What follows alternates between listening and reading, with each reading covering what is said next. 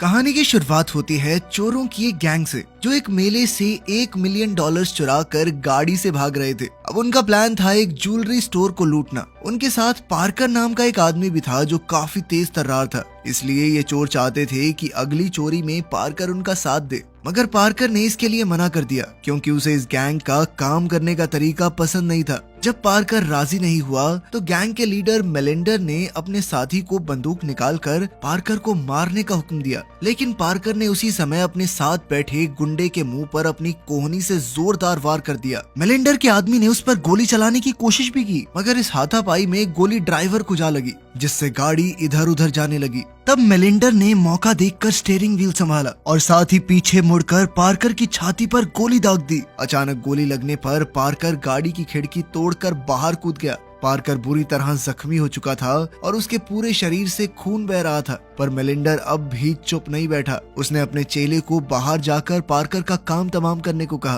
Parker ने इसी आदमी को जोरदार मुक्का मारा था, इसलिए उसने अपना बदला लेने के लिए पार्कर को गोली मारकर उसे एक नाले में धकेल दिया ताकि वो जिंदा न बच सके। इसके बाद हमें बताया जाता है कि दरअसल पार्कर और ये चारों चोर एक दूसरे को पहले से नहीं जानते थे। एक दिन क्लेयर के पिता मिस्टर हर्ली ने पार्कर को उनसे मिलाया था। मिस्टर हर्ली खुद भी एक जाना माना चोर था जिसने पार्कर के साथ मिलकर काफी डकैतियां की थी। उनकी नजरों में पार्कर काफी होनहार और तेज था, इसीलिए उन्होंने उसे मेलिंडर की गैंग से मिलवाया। असल में उन्हें एक सुपरमार्केट की तिजोरी लूटनी थी, इसलिए उन्हें पार्कर जैसे एक काबिल इंसान की जरूरत थी। अगर पार्कर इसके लिए राजी हो गया तो वो चोरी का पूरा प्लान बनाएगा और सब उसी के प्लान के हिसाब से चलेंगे। पार्कर का एक रूल था, वो हमेशा अमीरों को लूटता था और साथ ही उसने आज तक किसी बेगुनाह की जान नहीं ली थी। उस दिन शहर में काफी बड़ा मेला था, जिस वजह से उनकी गैंग भी आसानी से आम लोगों की भीड़ में शामिल हो गई। सबसे पहले दो चोर जोकर्स का भेष बनाकर भीड़ का हिस्सा बनकर एक खास जगह पर पहुंचे।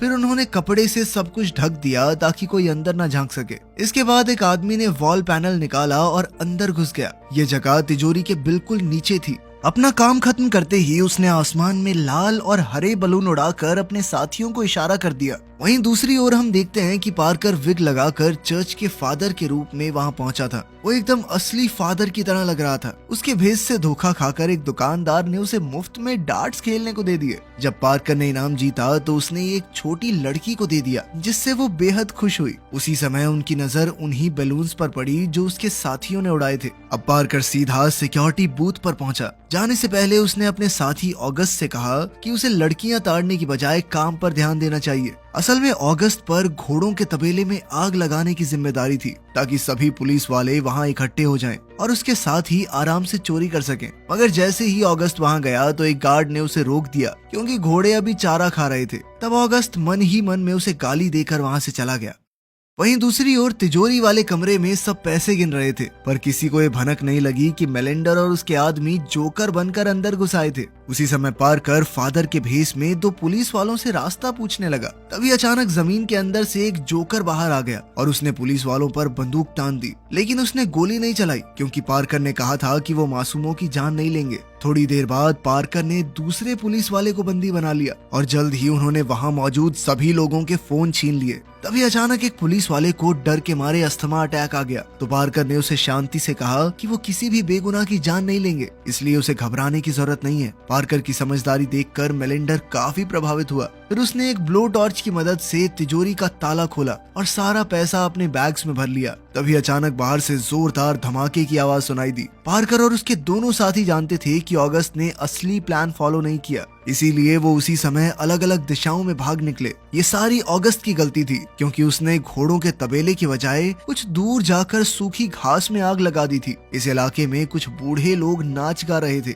बदकिस्मती से ये आग बढ़ते हुए गैस सिलेंडर्स तक जा पहुंची, जिस वजह से जबरदस्त धमाके शुरू हो गए। अचानक वहां लोगों में अफरा तफरी मच गई और लोग एक दूसरे को कुचल कर जाने लगे। वहीं मेले के बाहर गैंग का एक चोर पुलिस ऑफिसर के भेष में था। जैसे ही उसने फायर ट्रक्स को आते देखा तो वो समझ गया कि अपने साथियों को लेकर निकलने का समय आ गया है। कुछ ही पलों में दोनों जोकर पैसों से भरा बैग लेकर आए और उन्हें ट्रक में भर दिया। वहीं पार्कर कुछ दूर खड़े होकर आराम से अपनी विग उतार रहा था। चारों ओर भीड़ की वजह से किसी ने उसे पहचाना नहीं, मगर जब पार्कर ने आग की वजह से आम लोगों को जख्मी होते देखा तो वो गुस्से से भर गया। थोड़ी देर बाद वो सब अपने अड्डे पर पहुंचे तो पार्कर ने ऑगस्ट को जोरदार मुक्का मारा क्योंकि उसने पार्कर के ऑर्डर्स नहीं माने थे। खैर बाद में उन्होंने सारा पैसा एक अलग गाड़ी में भरा और वहाँ से भाग निकले। इसके बाद वही हुआ जो हमने शुरुआत में देखा था। मेलिंडर की गैंग ने पार्कर को धोखा देकर एक नाले में फेंक दिया, मगर पार्कर की किस्मत अच्छी थी क्योंकि कुछ ही पलों में एक गाड़ी वहाँ रुकी और एक फादर और उसके 2 बच्चों ने पार्कर को पानी से बाहर निकाला। जल्द ही वो उसे इलाज के लिए हॉस्पिटल ले गए। कुछ समय बाद पार्कर की आंख खुली तो उसने देखा कि वो हॉस्पिटल में पड़ा था और उसके हाथ पैर तारों से लिपटे हुए थे। वहीं सामने टीवी पर कल की चोरी की खबर दिखाई जा रही थी। जब पार्कर को पता चला कि उन धमाकों में एक आदमी की मौत हो गई थी तो वो गुस्से से आग बबूला हो गया। अब उसने मेलिंडर की गैंग से बदला लेने की ठान ली थी। तभी उसके साथ मौजूद बूढ़े मरीज ने कहा कि उसे अभी बिस्तर से नहीं उठना चाहिए। उसने नर्स को बुलाने की कोशिश की तो पार्कर ने उसे रोक दिया। बूढ़े मरीज ने उसे बताया कि उसके परिवार से कोई नहीं आया और ना ही उसके पास से कोई आईडी मिली थी, इसलिए हॉस्पिटल ने इस मामले की खबर पुलिस को दे दी थी। उसी समय पार्कर ने देखा कि पुलिस की गाड़ी हॉस्पिटल में आ पहुंची थी। जैसे ही एक नर्स कमरे में आई तो पार्कर ने मौका देखकर उसका गला दबाकर उसे बेहोश कर दिया। फिर उसने खुद एक डॉक्टर का भेस बनाया और उस बूढ़े मरीज को व्हील चेयर पर बैठाकर बाहर ले आया। खुशकिस्मती से किसी ने उसे नहीं पहचाना। फिर बाहर जाते ही उसने बूढ़े मरीज से कहा कि चिंता मत करो चच्चा, तुम जल्दी ठीक हो जाओगे। जिसके बाद वो एक एम्बुलेंस में बैठकर निकल पड़ा।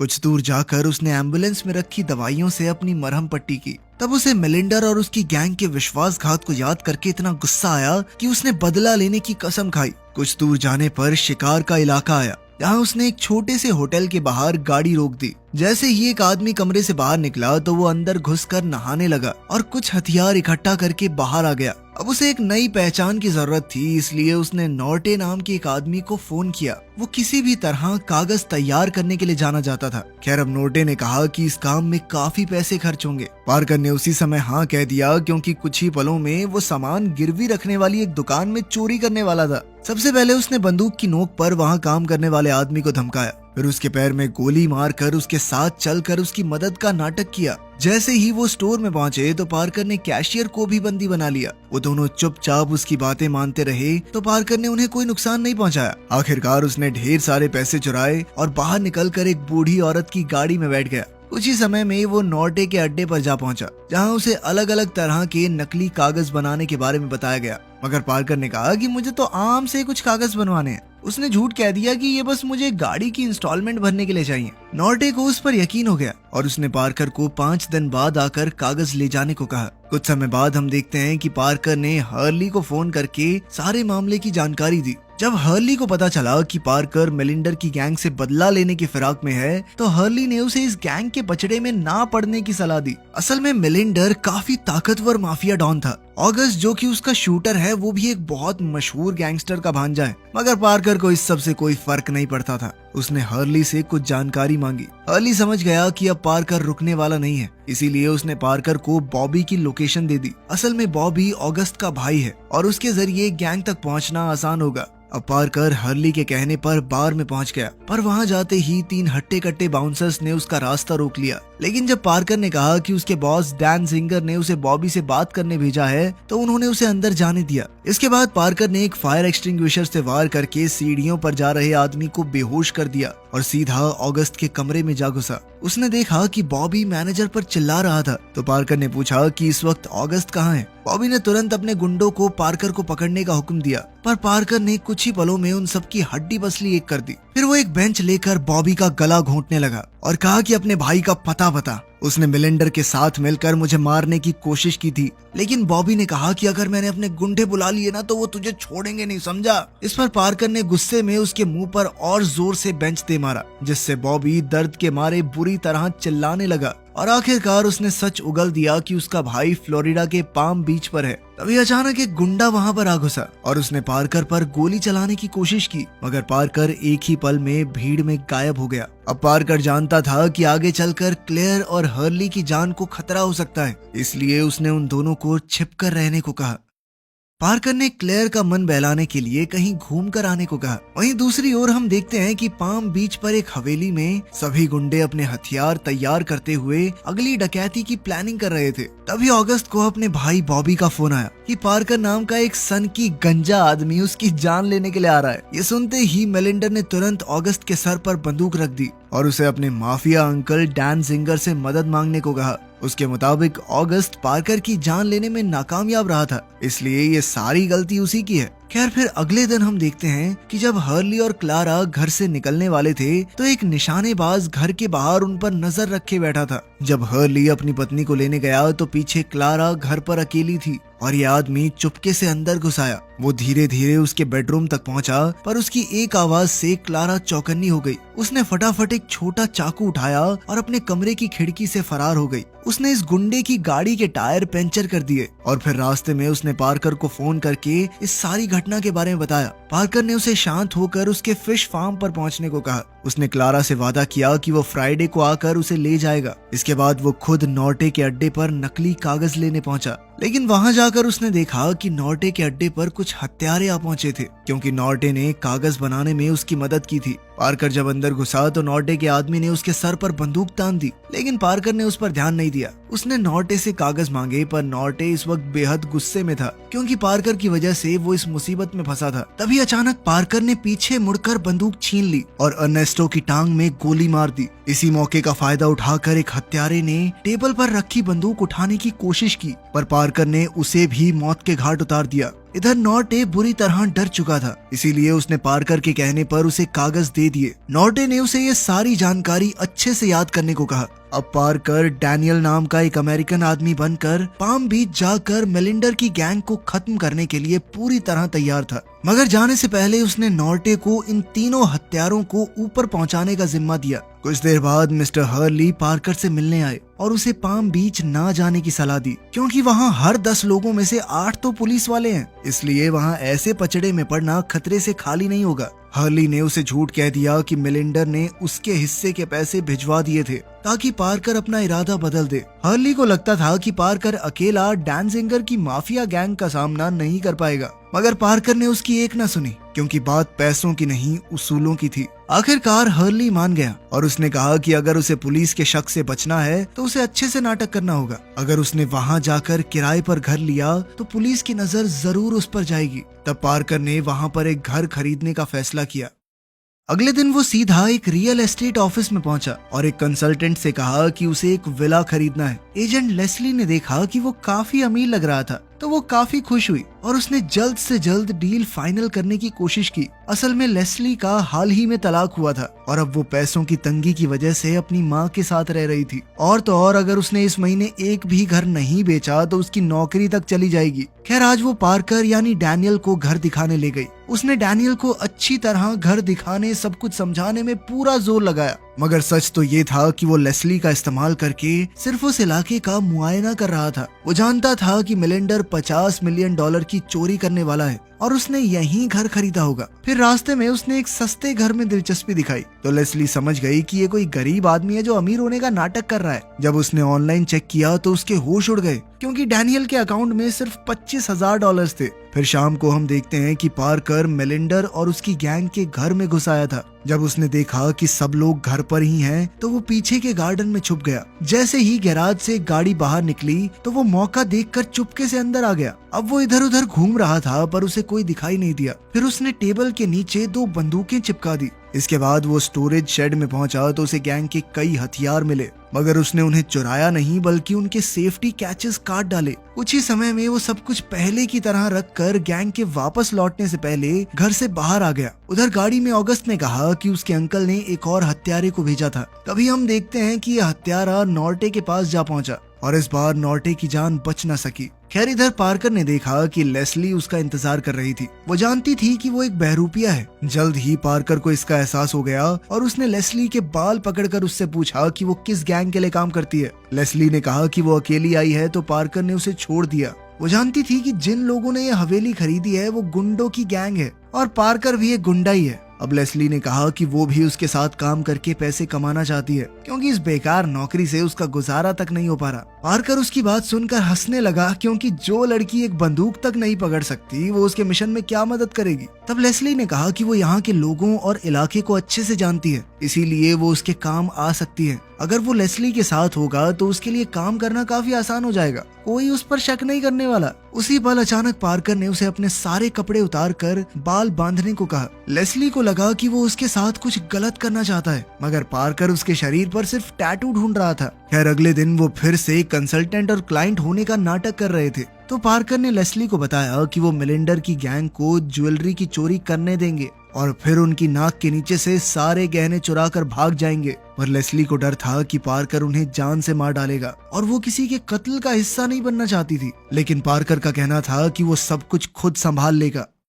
लेस्ली को पता चला कि मिलिंडर की गैंग मिसेस ग्रैंडन की ज्वेलरी ऑक्शन में चोरी करने वाली थी, तो वो काफी हैरान हुई क्योंकि वहाँ इतनी कड़ी सिक्योरिटी होती है कि एक मक्खी भी दरवाजे से अंदर नहीं आ सकती। उसने पार्कर से कहा कि मैं ये काम नहीं कर पाऊंगी, लेकिन अब बहुत देर हो चुकी थी क्योंकि उसने पहले ही पार्कर का साथ देने का वादा कर दिया था। उन्होंने देखा कि मिलिंडर की गैंग उनसे एक कदम आगे थी। वो डेकोरेशन वाले आदमी बनकर हॉल में घुस आए थे और जल्द ही उन्होंने वहाँ रखे हर एक गहने की जगह याद कर ली। वहीं दूसरी ओर हम देखते हैं कि उनका भेजा हुआ एक हत्यारा पार्कर के घर में घुस आया था, मगर पार्कर ने उसका चाकू छीन लिया और उनमें जबरदस्त लड़ाई शुरू हो गई। पार्कर ने उसे किचन कैबिनेट पर फेंका और फिर एक तार की मदद से उसका गला घोंटने लगा, लेकिन ये आदमी भी कुछ कम नहीं था। उसने जल्द ही खुद को छुड़ाकर पार्कर पर फिर से हमला किया। वो प्लास्टिक कर्टेन से पार्कर का दम घोंटने की कोशिश कर रहा था कि ऐन वक्त पर पार्कर ने उसके पैर पर जोर से पैर दे मारा और जैसे तैसे अपनी जान बचाई। आखिरकार उसने टॉयलेट के ढक्कन से वार करके उसे बेरहमी से मार डाला। अब वो समझ गया कि ये जगह खतरे से खाली नहीं है, इसीलिए वो चुपके से लेस्ली के घर जाकर छुप गया। अगली सुबह लेस्ली के घर पुलिस आई। जैसे ही लेस्ली ने किचन में खून के निशान देखे तो उसने घबराकर चुपके से सब कुछ साफ कर दिया, पर अचानक उसकी नजर पार्कर पर पड़ी जो लहूलुहान होकर उसके घर में छुपा हुआ था। अब उसे बचाने के चक्कर में लेस्ली ने पुलिस को झूठ कह दिया कि वो कुछ नहीं जानती। खुशकिस्मती से पुलिस वाला उसे पसंद करता था, इसीलिए उसने ज्यादा कुछ नहीं कहा और वहाँ से चुपचाप चला गया। उसके जाते ही पार्कर ने लेस्ली को क्लारा को फोन करके यहाँ बुलाने को कहा क्योंकि वो एक नर्स थी। बाद में जब लेस्ली काम से घर वापस लौटी तो उसने क्लारा को देखकर गुस्से में कहा, कैसी गर्लफ्रेंड हो तुम? ये ऐसी हालत में मिलिंडर पर हमला करने की बातें कर रहा है, रोको इसे। खैर दूसरी ओर मिलिंडर ने अपने गुंडों को हथियार बांटे और वो सभी अपने मिशन के लिए निकल पड़े। जल्द ही वो सब कुछ ग्रुप्स में बंट गए। एक तरफ मिलिंडर अपने 2 साथियों के साथ फायर फाइटर्स के भेस में था, उधर ऑगस्ट यार्ड के क्रू का हिस्सा बन गया था, वहीं बाकी लोग ऑक्शन में ही छुपे हुए थे। जब वहाँ पर आए मेहमानों का स्वागत किया जा रहा था तो अचानक वहाँ चारों ओर जोरदार धमाके हुए जिससे पूरी जगह में अफरा तफरी मच गई। वहीं दूर से जब ऑगस्ट ने धुआं देखा तो उसने तुरंत अपने साथियों को फोन करके खबर दी। कुछ ही पलों में वो सब फायर फाइटर्स का भेस बनाकर वहाँ आ पहुँचे और सभी गार्ड्स को बाहर भेजकर उन्होंने दरवाजे बंद कर लिए। इसके बाद उन्होंने बड़े आराम से करोड़ों के हीरे जवाहरात लूटे। अब काम पूरा होने पर सारे चोर पानी में कूद गए और ऑगस्ट की बोट का इंतजार करने लगे, मगर बदकिस्मती से पुलिस की स्पीड बोट वहां आ पहुंची और उन्होंने ऑगस्ट को रोक लिया। अब ऑगस्ट चारों तरफ से घिर चुका था और वो चाहकर भी कुछ नहीं कर सकता था, इसलिए उसे मजबूरी में वहां से जाना पड़ा। वहीं उसके साथ ही अब भी पानी में ही थे। उधर सारे गहने चोरी होने की खबर फैली तो पुलिस ने मिलिंडर और उसकी गैंग को ढूंढने के लिए हेलीकॉप्टर भेज दिए। इधर लेस्ली को एहसास हुआ कि पार्कर की मदद के लिए तो कोई भी नहीं है, तो वो उसकी मदद के लिए निकल पड़ी। लेकिन तब तक पार्कर अकेला मिलिंडर के घर पहुंच चुका था। कुछ ही समय में लेस्ली वहां आई और उसी समय पूरी गैंग भी अपने घर आ पहुंची थी। वो इतनी बड़ी चोरी करके बेहद खुश थे, पर उसी समय ऑगस्ट ने लेस्ली को पकड़ लिया। वो उसे धमकाकर घर में ले आया तो मिलिंडर ने हिसाब लगाया कि उसे पार्कर ने भेजा है और वो खुद भी आसपास छिपा हुआ होगा। ये सुनते ही ऑगस्ट आग बबूला हो गया और लेस्ली को बुरी तरह पीटने लगा। उसने लेस्ली को जान से मारने की धमकी दी, पर तब भी लेस्ली ने यही कहा कि वो पार्कर को नहीं जानती। अब पूरी गैंग घर में पार्कर को ढूंढने लग गई। एक गुंडा बैकयार्ड में उसे देखने गया तो अचानक पार्कर ने पीछे से उसकी गर्दन पर छुरा चलाकर उसे मार डाला। जैसे ही उसकी मौत की खबर मिली तो मिलिंडर ने ऑगस्ट को बाहर भेजा, मगर अब पार्कर घर के अंदर घुस आया था। जैसे ही एक गुंडे ने लेस्ली को गलत तरीके से छूने की कोशिश की तो लेस्ली ने पार्कर की ओर देखा और मिलिंडर को पता चल गया कि वो कहाँ छुपा है। उसने चिल्लाकर कहा कि अगर वो बाहर नहीं आया तो वो लेस्ली को जान से मार देगा। उसी पल पार्कर ने बाहर आकर मिलिंडर पर हमला बोल दिया। इसी मौके का फायदा उठाकर लेस्ली ने टेबल के नीचे छुपी बंदूक निकाल ली और उस गुंडे पर लगातार गोलियां बरसाकर उसे मार डाला। इधर मिलिंडर ने एक हाथ से जख्मी पार्कर को पकड़ा और दूसरे हाथ से वो उसे बेरहमी से पीट रहा था, मगर अचानक पार्कर ने उसका हाथ मरोड़कर उसे पीछे धकेल दिया और एक ही गोली में उसका काम तमाम हो गया। उसी पल ऑगस्ट ने अंदर आकर लेस्ली को बंदी बना लिया उसने पार्कर को धमकाया कि अगर उसने गोली चलाई तो अंकल डैन जिंगर उसे छोड़ेंगे नहीं। मगर ऑगस्ट ये नहीं जानता था कि पार्कर उसकी बंदूक पहले से ही खराब कर चुका है। फिर पार्कर ने एक ही पल में ऑगस्ट के माथे में गोली मारकर उसका काम खत्म कर दिया। इसके बाद पार्कर और लेस्ली बेशकीमती हीरे लेकर भाग निकले। पार्कर ने कहा कि वो खुद उसे कुरियर से पैसे भिजवा देगा। अब लेस्ली बेहद अमीर होने वाली थी तो वो खुश होकर अपने रास्ते चली गई। कुछ महीनों बाद लेस्ली के घर पर एक बॉक्स आया जो पैसों से भरा हुआ था और वो खुशी के मारे नाचने लगी। साथ ही पार्कर ने उस परिवार को भी पैसे भेजे जिन्होंने उसकी जान बचाई थी। इन पैसों से उनका पूरा कर्ज भी चुकता हो गया और साथ ही पार्कर का बदला भी पूरा हुआ। वीडियो पसंद आई तो लाइक कर देना, चैनल को सब्सक्राइब कर लेना। मिलते हैं अगली वीडियो में।